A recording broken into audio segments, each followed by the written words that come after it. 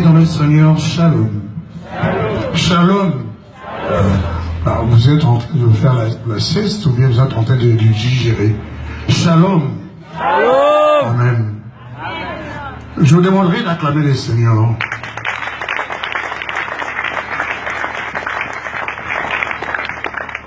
Merci. Mon Dieu, notre Dieu, votre Dieu, n'est pas un Dieu du hasard. Parce que je devrais d'abord commencer, je devrais d'abord commencer par vous présenter. Mais c'est Dieu que nous prions. Il nous a donné un paraclet, un consolateur, un dispensateur, qui est le Saint-Esprit.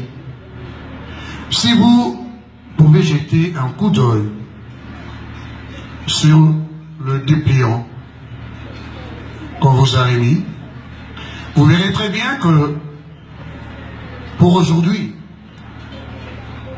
ma sœur Vénica n'était pas prévue pour témoigner.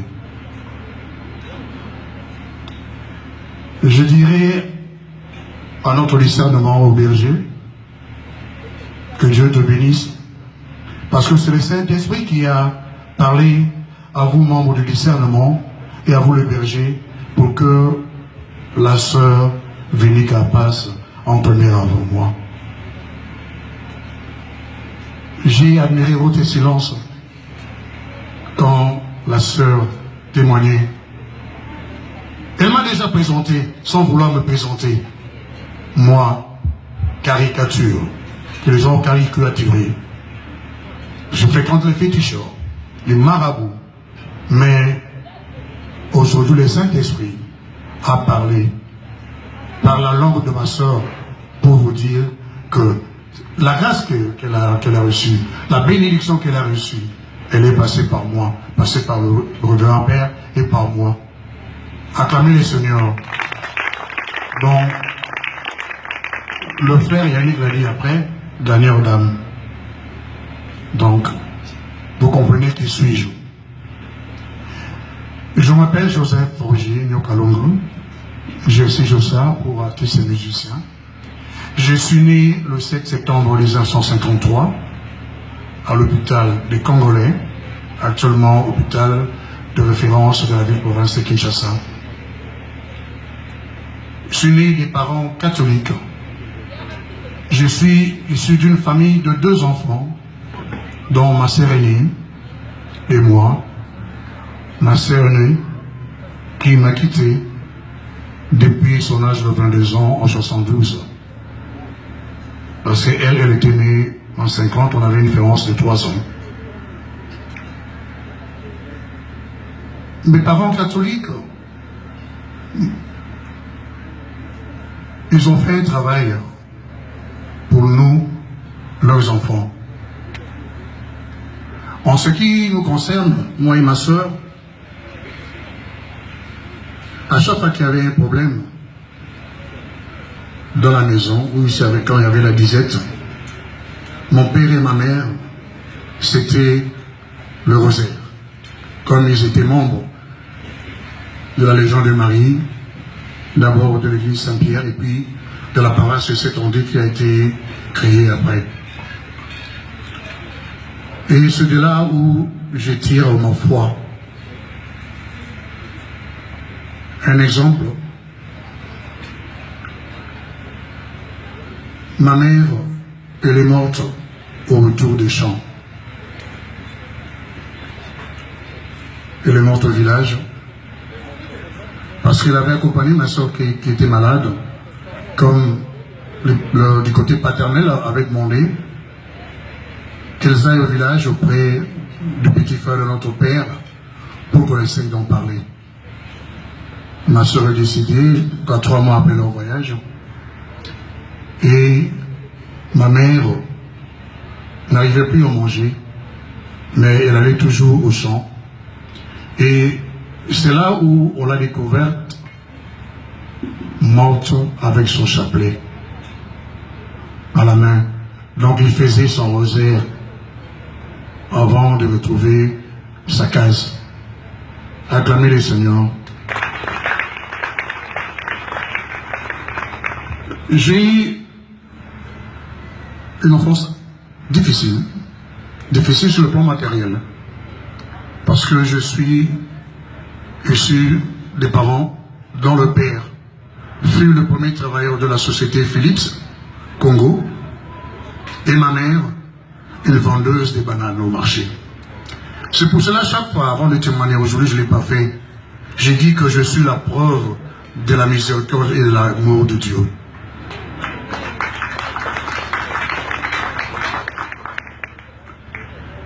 J'ai fait l'école primaire comme tout enfant de ma génération, et l'école secondaire.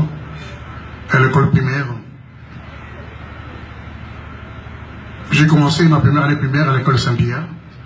Et quand après on a construit l'école Saint-André, nous tous qui habitions après, je crois, à Kabamba, on nous a transférés à l'école Saint-André avec mon condisciple, qui fut mon condisciple de l'école, l'abbé Joseph Lokedo.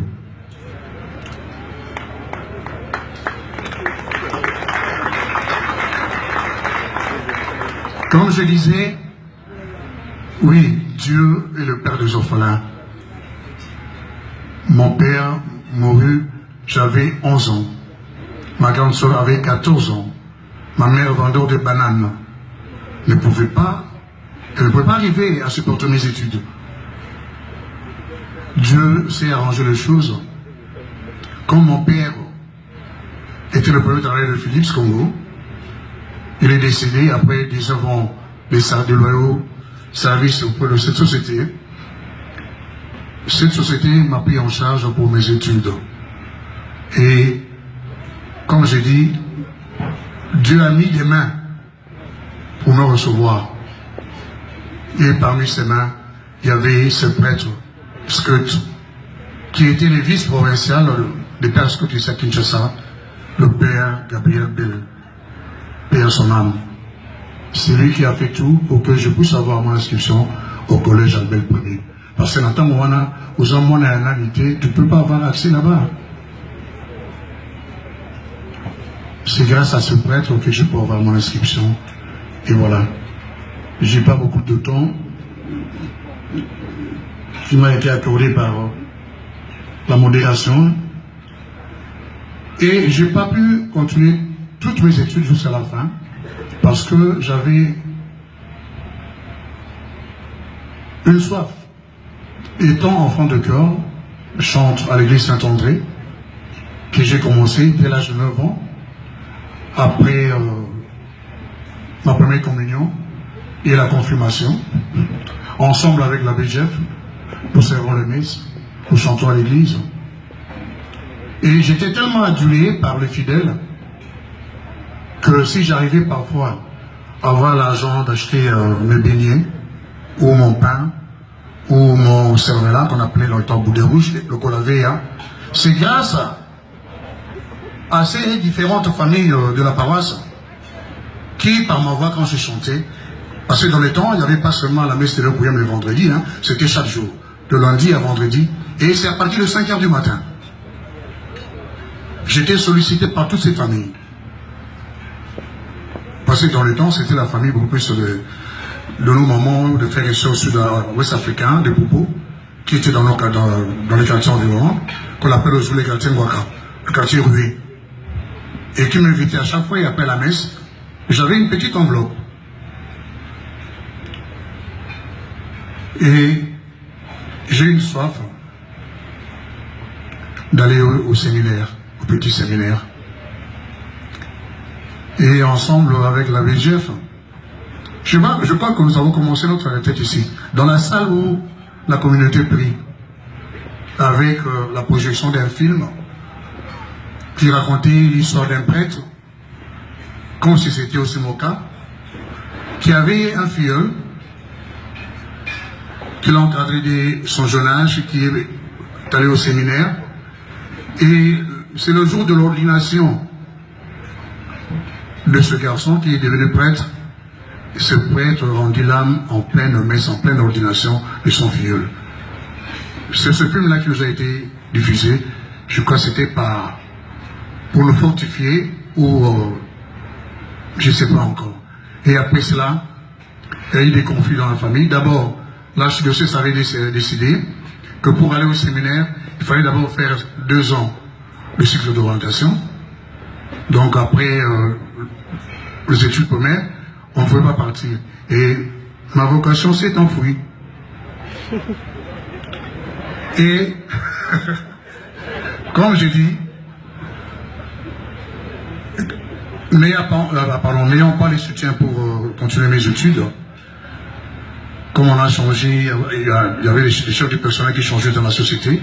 Avant, c'était papa Louis Roger Dongo, qui connaissait bien mon père parce qu'ils ont travaillé ensemble, avec toute l'équipe que certains aînés, que certains papas qui peuvent connaître, papa Jacques Hano, qui était aussi musicien, Jacques Hanoé, et avec Didier Lessa, que les gens de ma génération peuvent reconnaître, qui était joueur dans l'équipe Union, qu'on appelait Didier, qui était directeur du personnel. Quand toutes ces personnes sont parties, les Blancs ont refusé à payer encore mes études pour les collèges. Et je me suis retrouvé sans soutien. Et viendra cette aventure de Zaïko Langalanga, pour ne pas être très, très long. Bien-aimé dans le Seigneur s'est arrangé les choses comme il dit, il nous connaît depuis les seins de nos mères. Oui, le Seigneur me connaissait. Parce que dans Zaïko Langalanga, j'ai retrouvé encore une famille. Ma mère et ma soeur partent au village. Ma soeur qui décède après, ma mère restait seule au village. Je me retrouvais tout seul ici à Kinshasa. Bien que j'avais la famille paternelle et maternelle, je ne peux pas dire que j'ai été abandonné, mais j'ai été oublié. Parce que il y a des fois, après le concert, en rentrant à la maison, j'avais comme nourriture. Parce qu'on n'avait pas de salaire. Mon vieux qui a encadré aussi l'orchestre Simba Pleudir, le colonel Yoke qui est là, il n'y avait pas de salaire, on appelait ça pousso. Après le concert, on nous a attribué 3 makuta qui représentaient le billet aller simple pour un bus. Et mon repas fréquent, c'était la petite boîte de lait Nestlé, concentré, que j'ai versé dans un 3/4 d'un verre d'eau. Et j'ai secoué. Et avec un petit pain, c'est ce que je prenais le matin. Et c'est ce que je prenais le soir. Mais aujourd'hui, je peux prendre 4 repas par jour. Applaudissez pour le Seigneur.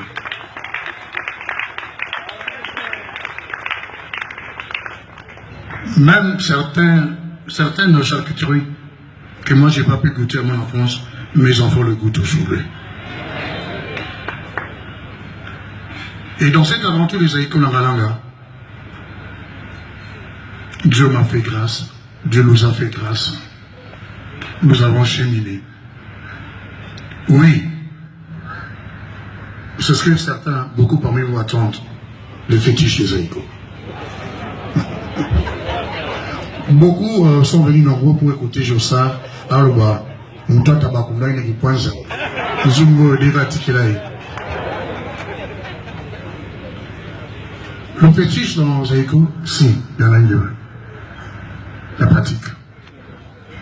La pratique nous encadre aucun. Parce que comme je l'avais dit à Saramamba, au commencement était la parole, et la parole était Dieu, et la parole était avec Dieu. Ce que je suis en train de témoigner ici, c'est la parole de Dieu. Il est tellement grand que tout le continent ne peut pas le contenir. Même toutes les mères, dont moi, José, je n'ai rien à ajouter à cette parole. Je n'ai rien à retrancher à cette parole.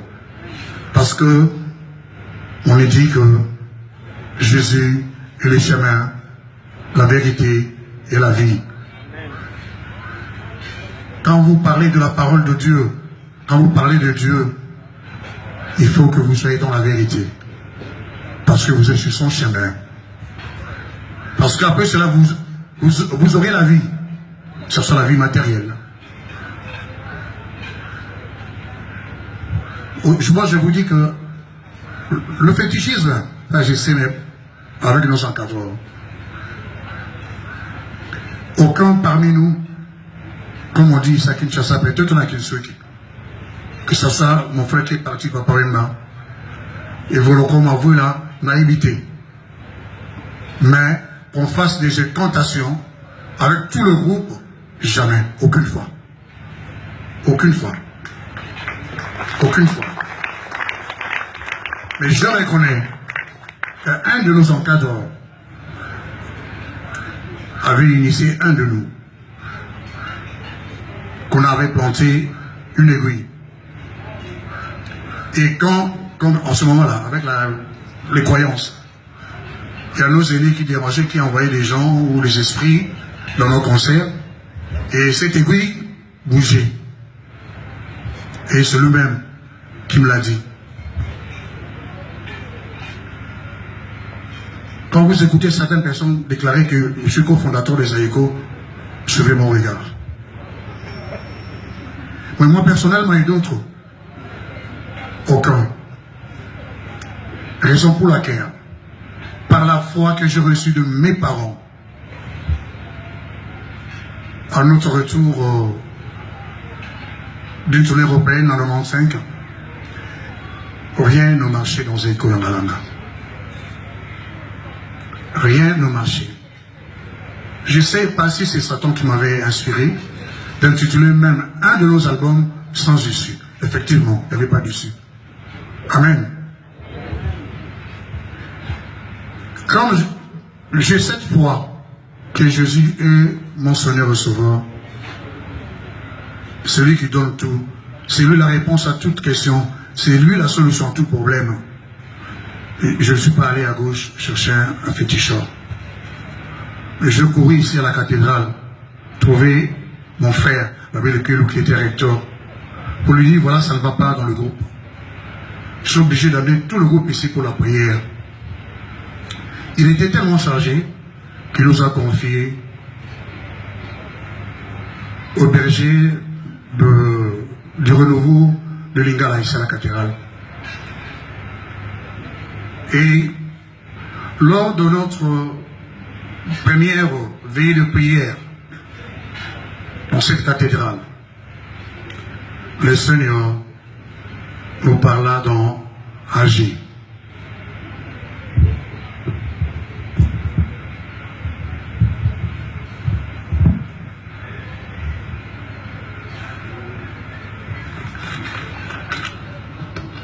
Dans Agir, chapitre 2, versets 3 et 9.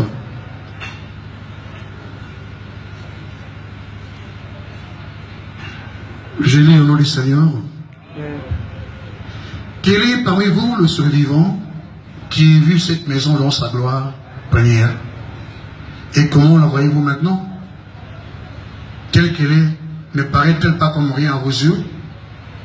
Maintenant, fortifie-toi, Zorobabel, dit l'Éternel. Fortifie-toi, Josué, fils de Josadak, souverain sacrificateur. Fortifie-toi, peuple entier du pays, dit l'Éternel. Et travaillez, car je suis avec vous, dit l'Éternel des armées. Et après cela, c'est-à-dire Zaïko qui était fort, on lui a dédié un titre, Bazak au rond-point, en ce moment-là. Et l'Éternel, celui qui sonde le cœur et les reins, sachant que nous étions encore des bébés spirituels, il viendra par confirmer cette prophétie d'Annick dans Habakkuk, chapitre 2, versets 2 et 3.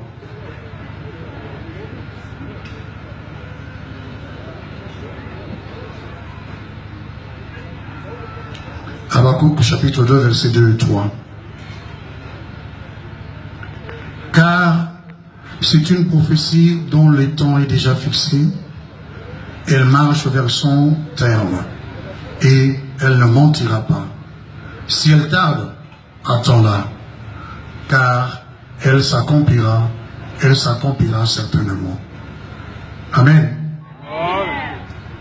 Et voilà que, après cela, nous avons effectué un voyage en Europe.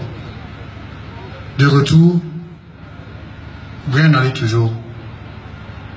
Et nous sommes passés par un recrutement de nouveaux musiciens. Et je m'étais dit que je ne peux pas faire cette aventure avec cette nouvelle équipe sans passer par mon Dieu. C'est comme sans consacrer ce groupe à mon Dieu. Je suis encore revenu pour la deuxième fois voir notre Père, Babelokelu, pour que ce groupe soit consacré. Mais pendant ces temps-là, après notre retour de l'Europe, là je vais vous raconter ma rencontre avec Jésus. Bien qu'il y avait des marchés, nous avons pu obtenir un contrat, passons du 31 décembre et celle du 1er. Le 2 janvier, à mon réveil, j'avais des douleurs comme si j'avais de la torticolis. Moi, je croyais ainsi que c'était la torticolis. Nous sommes rentrés à Kinshasa. La douleur continuait à s'amplifier.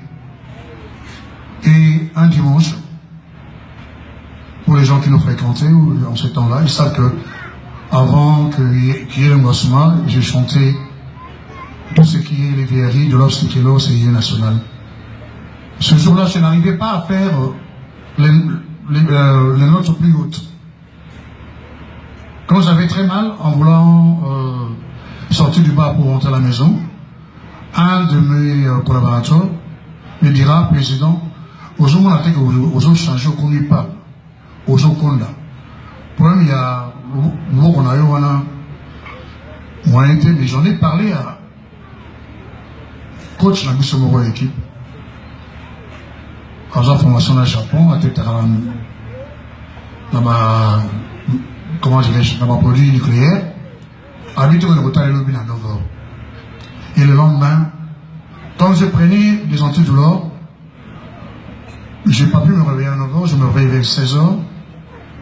Après avoir pris mon bain, je sortais pour aller chez le médecin.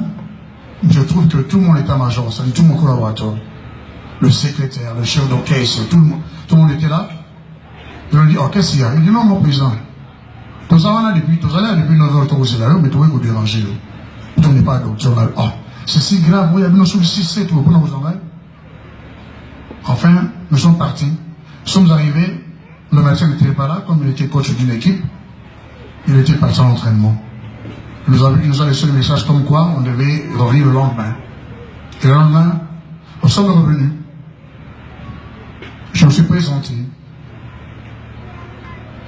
Et il m'a posé la question comment ça commençait, comment je me sentais. Je lui ai dit.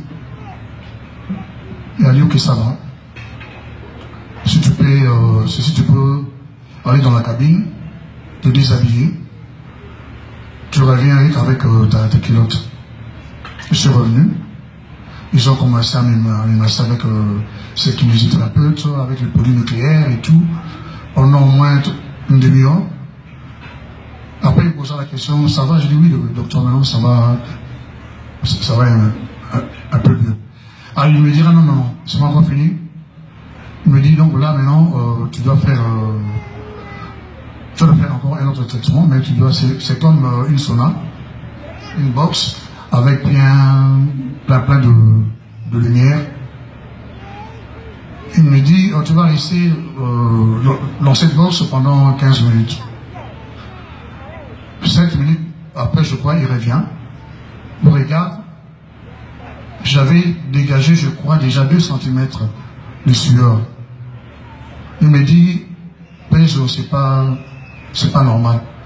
Comment, assis peu de temps, en si peu de temps, tu peux dégager autant de sueur.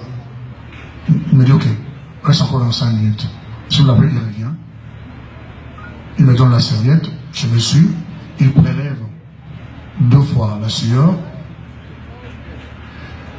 Et il me dit, voilà, je ne peux pas encore rien te dire, je ne peux pas encore te passer les médicaments, rentre chez toi, reviens ici demain à 9h. Le lendemain, je suis revenu. Et en entrant au bureau, il me dit non, que tout ton staff reste dehors. Excusez-moi. Je suis rentré tout seul. Il me posera la question si j'ai un frère pasteur. Je lui dis non, je n'ai pas un frère pasteur, mais j'ai un frère pasteur, mais un pasteur catholique. Ce n'est pas un frère du sang, un frère qu'on a grandi ensemble dans le même quartier. Comme Dieu n'est pas un Dieu du hasard, le père de l'abbé lequel s'appelait Daniel, mon défunt père aussi s'appelait Daniel. Nous avons grandi dans le même quartier à la commune de Kinshasa. On a servi ensemble dans l'église Saint-André. On a chanté ensemble dans l'église Saint-André. On s'est retrouvés plusieurs années après. Après, même quand il a été ordonné prêtre, nous étions à Canada. C'était à l'avenue de Jean-Paul, le pape Jean-Paul II. J'ai revu l'abbé Lequelou au cours de la messe de suffrage de notre fondateur Débé Mwanda, qui était aussi son chef dans Xavier. Heureusement, M. l'abbé de la séminaire va été dit va passer au ici. Et je lui dis, c'est pas un frère de sang, mais un frère avec qui on a grandi ensemble. Mais c'est un pasteur catholique, un prêtre. La deuxième question, est-ce que tu crois en Jésus? Je lui dis oui, je crois en Jésus qui est mon Seigneur et Sauveur. Il me dit, ah voilà, si toi tu crois en Jésus, tu dois t'attacher à ton Jésus. Mais moi, je me Blaise, je ne crois pas à ton Jésus. Là. Je sais seulement qu'il y a un être supérieur. Mais si toi tu crois en Jésus, tu dois t'attacher à ton Jésus. Parce que ce qui est arrivé en ton corps, là, il n'y a que Jésus qui peut le faire. Confusion. Je lui dis, docteur, comment toi qui ne crois pas en Jésus, tu me demandes de m'attacher à Jésus-Christ? Pourquoi? Il dit oui, parce que ce qui t'est arrivé, j'ai parlé avec le professeur cette nuit. Ça ne peut être que ton Jésus qui peut faire ça. J'ai compris. Satan paye par ma caisse en Zambie. Amen.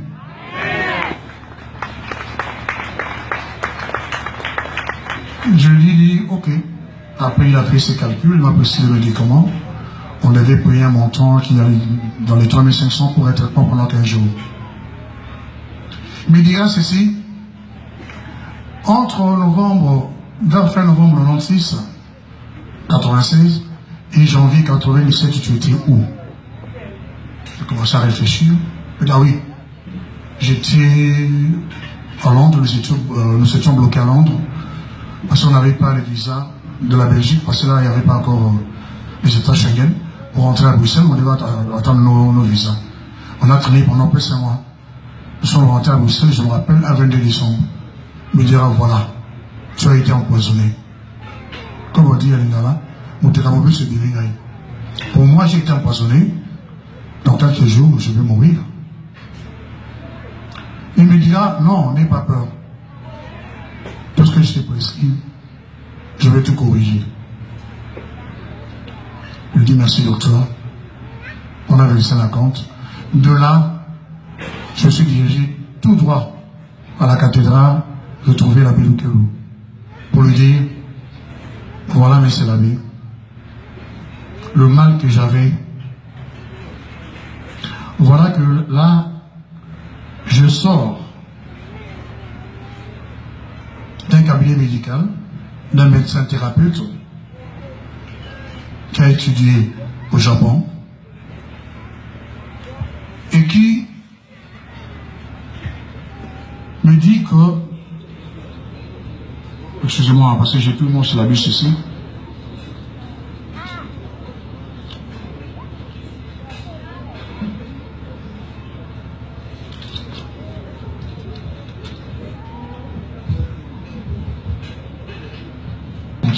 le Seigneur.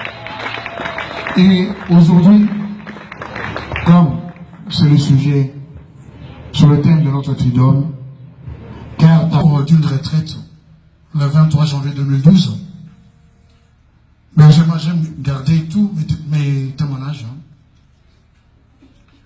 par les intercesseurs. Je ne sais pas si à qui appartient cette écriture.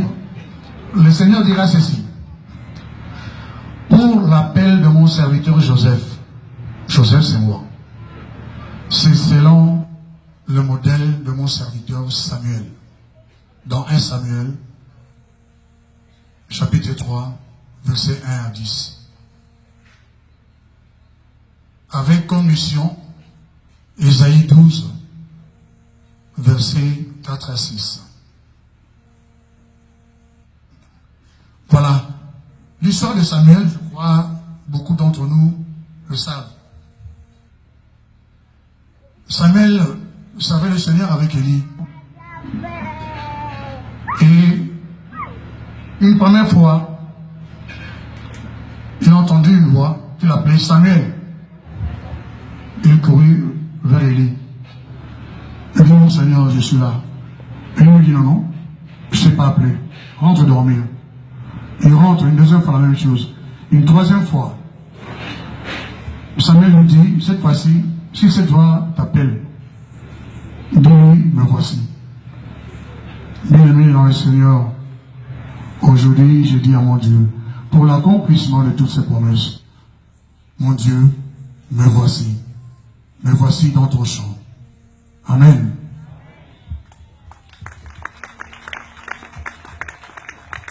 Est-ce qu'on peut encore une fois applaudir pour la gloire de notre Dieu?